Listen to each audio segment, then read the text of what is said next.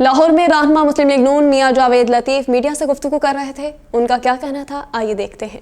कि हर एक के इल्म में है कि जमहूरियत इलेक्शन के बगैर पाकिस्तान का बहुत बड़ा नुकसान हो जाएगा। पाकिस्तान मजबूत, मुस्तहकम और मुआशी लिहाज से उस गर्दाब से निकल ही तब सकता है जब इलेक्शन करवाए जाएं। इलेक्शन के बगैर पाकिस्तान का गर्दाब से निकलना मुश्किल है, मगर एक सोच ऐसी है कि पाकिस्तान को इस दलदल में ही रखा जाए ताकि उनके वो मकरू अज़ाइम जो वो लेकर आए थे, जो एजेंडा पूरा नहीं कर सके 9-10 मई को, वो पूरा कर सकें। तो मैं ये कहना चाहता हूँ कि अदारे भी होश के नाखुन लें, एजेंसियां होश के नाखुन लें। हम नहीं चाहते कि ये कोई वाकया हो जिस तरह एक और वीडियो वायरल की गई कि जनाब वो बिलाल विरक जो हैं उनकी कहा गया कि वो पेपर फाइल करने गए तो उनको जख्मी कर दिया। अगले दिन उनकी स्टेटमेंट आ गई कि मैं तो कोई जख्मी नहीं हुआ, मैं तो गिरा था, एक्सीडेंट हुआ था मेरा।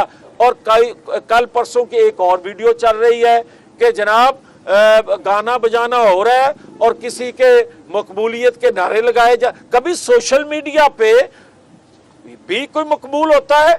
मकबूलियत होती है जमीन पे आने से, लोगों को फेस करने से, जलसे जुलूसों से, इंतखाबात से पता चलेगा। और अगर ये आखिरी बात मैं कहने लगा हूं कि मुझे ये बताएं कि मकबूल वो होता है जो 9-10 मई को हमला करता है? मकबूल वो होता है जो पाकिस्तान की तनसीबात पर हमलावर होता है?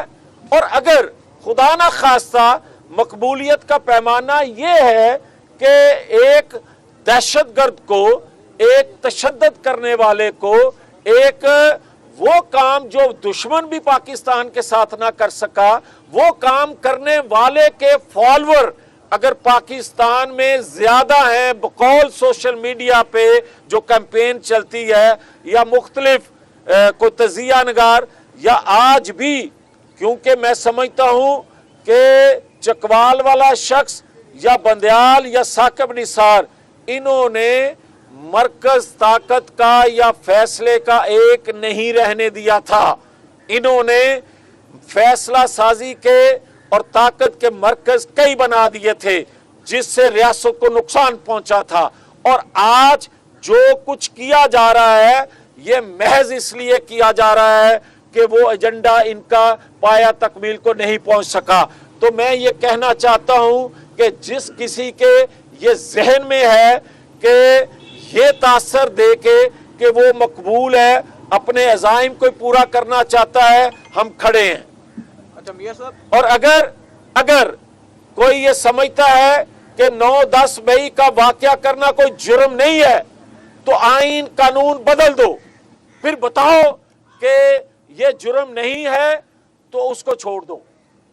फिर हम देखेंगे कि पाकिस्तान में उसके फॉलोअर जो हैं कितनी पाकिस्तान की तनसीबात पर हमला करते हैं, और नवाज शरीफ के फॉलोअर जो हैं वो बचाएंगे पाकिस्तान को, वो हमला करने से बचाएंगे।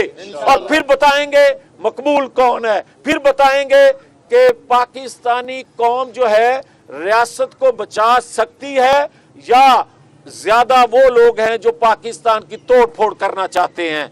ये पता चल जाएगा। मगर ये नहीं होने देंगे कि एक सोशल मीडिया टीम आज जो अगर फॉरेन फंडिंग में से पैसा जो आया था उसकी तहकीक कर लेते तो मुझे ये कहने की जरूरत पेश ना आती कि उनको पैसा कहां से मिल रहा है। सोशल मीडिया पे काम करने वालों को, एक कैंपेन, एक बयानिया बनाने वालों को ये पता उस वक्त चल जाता अगर उसकी तहकीक तफ्तीश कौम के सामने रख दी जाती। नहीं किया गया तो इबहम पैदा हो रहा है। इसलिए पाकिस्तान के अदारों में बैठे लोगों को, पाकिस्तान के इंटेलिजेंस अदारों को बताना होगा कि ये सोशल मीडिया कौन चला रहा है। पाकिस्तान के अदारों को बताना पड़ेगा कि इनके पीछे कौन है, इनके अज़ाइम क्या हैं और वो कौन सी कुव्वतें हैं जो पाकिस्तान को अदमे इस्तेहकाम का शिकार करना चाहती हैं, जो ये कर रहे हैं उनके लिए काम। बहुत शुक्रिया। अच्छा मियां साहब, पाकिस्तान तहरीक इंसाफ को अब सरकारी टीवी ने भी कवरेज देना शुरू कर दिया है, तो क्या आप समझते हैं जो सहूलतकार हैं उनको कामयाबी मिल रही है? और दूसरा, अभी आपने मार्शल लॉ का जिक्र किया है, तो क्या आपको कोई ऐसे इशारे मिल रहे हैं कि ऐसा कोई मनसूबा भी आ रहा है? देखें, बात यह है कि जो लेवल प्लेइंग फील्ड की बात करते हैं तो सरकारी टीवी जो है उनको कवरेज दे, तो फिर भी मुझे कहा जाए कि मैं लाडला हूं, फिर ये समझ नहीं आती कि किसके लिए कौन काम कर रहा है। और फिर ये कोई बताए कि आज भी मुझे लेवल है, फील्ड तो आज मुझे मिल गई, मगर क्या मुझे लेवल मिला? जो 2018 में फील्ड लेवल प्लेइंग फील्ड सारी की सारी फील्ड ही, सारा लेवल ही एक जानब चला गया था, और उस वक्त मेरे लिए तो किसी ने आवाज़ नहीं उठाई थी। तो मैं ये कहना चाहता हूँ कि जो लोग आज भी ये काम कर रहे हैं वो रियासत के मफाद में नहीं है। और मार्शल लॉ की जो बात मैं कर रहा हूँ, मैं इसलिए अफसोस से देखते हुए माहौल को जो सोशल मीडिया पे चलाया जा रहा है और जो ये लोग कर रहे हैं, रोज कोई ना कोई fake news, fake video viral करते हैं, ये माहौल बना रहे हैं पाकिस्तान के अंदर कि या इंतखाबात मुलतवी हो जाएं और या कोई ऐसा कदम उठा लिया जाए कि जिससे मार्शल लॉ का गमान पैदा हो और पाकिस्तान के अदारों के खिलाफ लोगों के अंदर एक बेचैनी या एक गमो गुस्सा बढ़ जाए। और मैं ये समझता हूँ कि ये ना रोका गया तो ये पाकिस्तान के मफाद में नहीं जाएगा। आप बात करते हैं, आप हमेशा बात करते हैं कि आज भी सहूलतकारी की जा रही है, चकवाल की शख्सियत के हवाले से भी बात करते हैं। आज आपने जमहूरियत के डीरेल होने और मार्शल लॉ की फिर से बात की है। कौन है वो लोग जो आज भी सहूलतकार हैं? जाहिर है चकवाल की अकेली शख्सियत तो नहीं है, कोई और भी उनके साथ होंगे। तो ये वही लोग हैं जिन्होंने 2018 में जमहूरियत को दफन किया था। ये वही लोग हैं जो 2017 के फैसला करवाने वाले थे। ये वही लोग हैं जो 2017 के तमाम किरदार थे।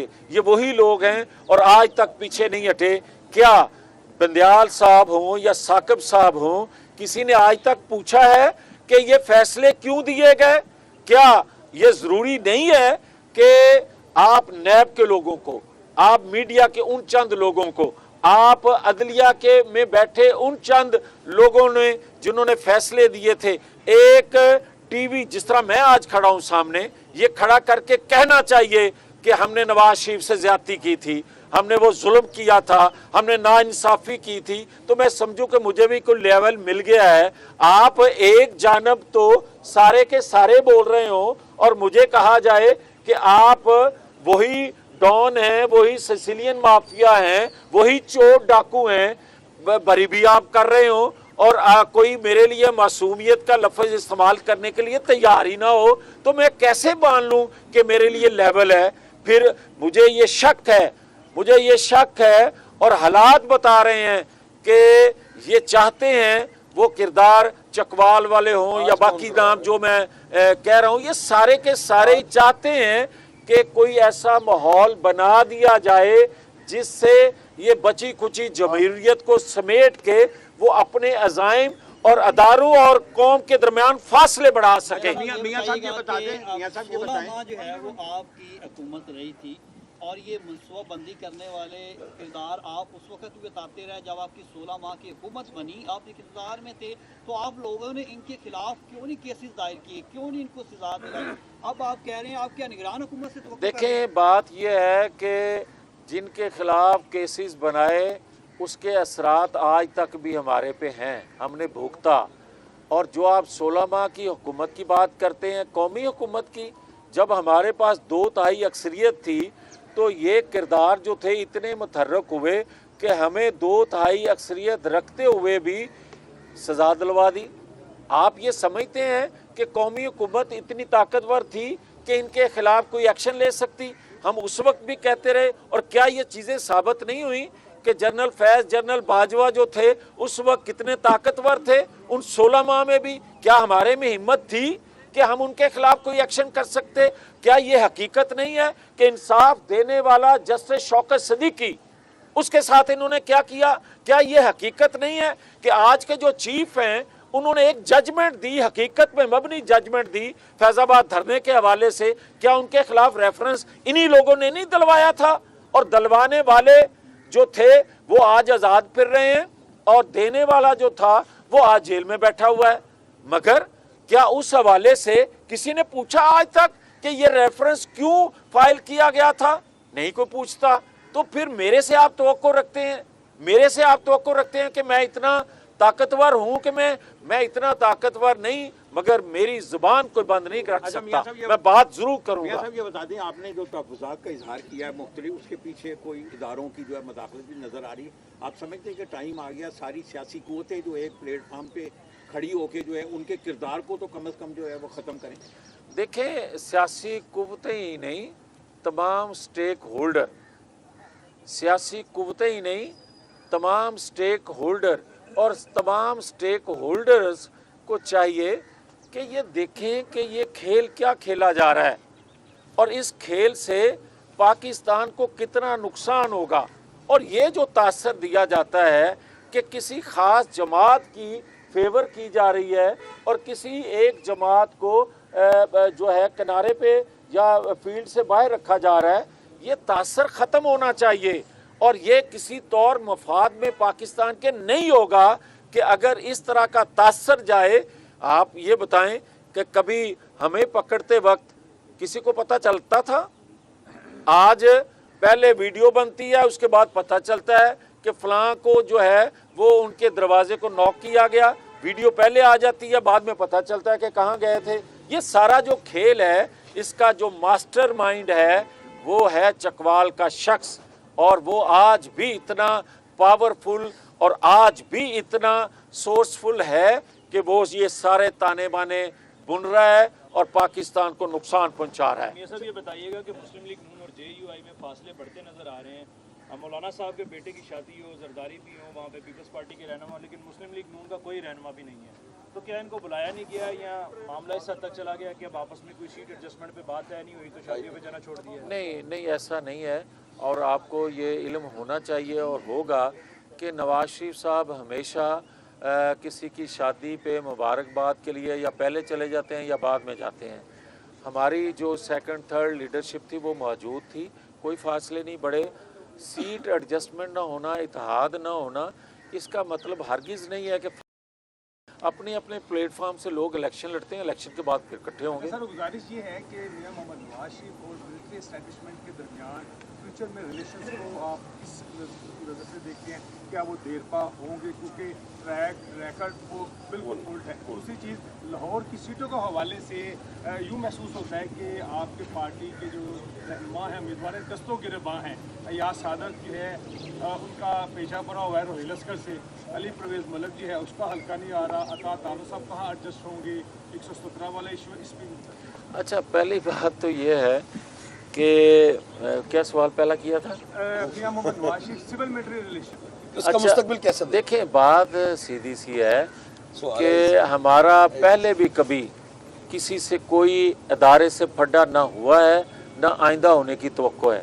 हाँ, अदारों में बैठे कुछ लोग अगर अदारे को इस्तेमाल करके उसको बदनाम करके कोई ऐसा फेल सरजद करते हैं जिससे रियासत को, आइन कानून को नुकसान पहुंचता है, तो हम बात करते हैं और आइंदा भी करेंगे। अगर आइन कानून से मावरा कोई कदम उठाएगा तो ये हमारा फ़र्ज़ है, हमने हलफ दिया होता है कि हम आइन कानून की पासदारी करेंगे।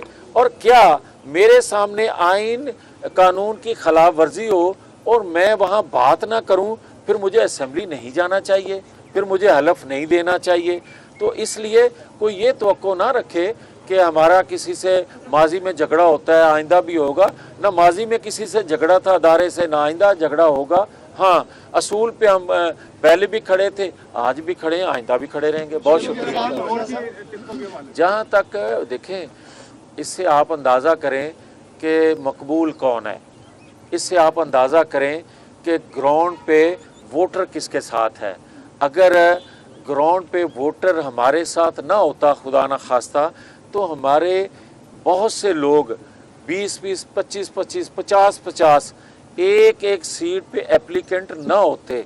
और जहाँ तक तलक जो आपने नाम लिए हैं, तो लीडरशिप जो फैसला करेगी वो हर पार्टी का कारकुन उसको कबूल करेगा। और ये जो नाम आप बता रहे हैं, ये डिसिप्लिन में रहने वाले लोग हैं। अच्छा मियां साहब, ये बताइएगा, अभी आपने कहा कि सहूलतकारी जारी है, एजेंसीज की तरफ से, इदारों की जानिब से, इलेक्शन होते हैं, नताइज कुछ और आते हैं, क्या नून लीग इसको एक्सेप्ट करेगी?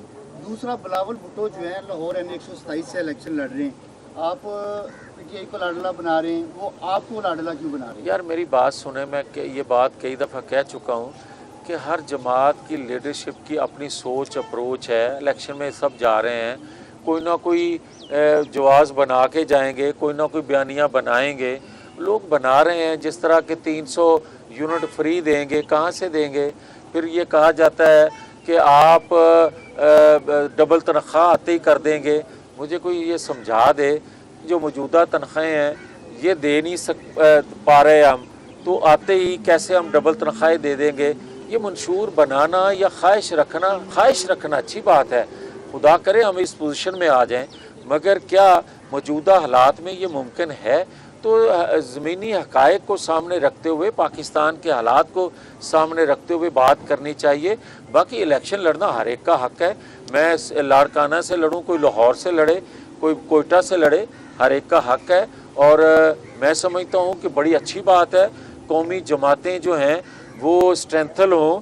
इलाकाई जमातें जो बना दी गई थी, जो सूबाई जमातें बना दी गई थी, उससे बाहर नेशनल जमातें बननी चाहिए और नेशनल जमातों से ही रियासत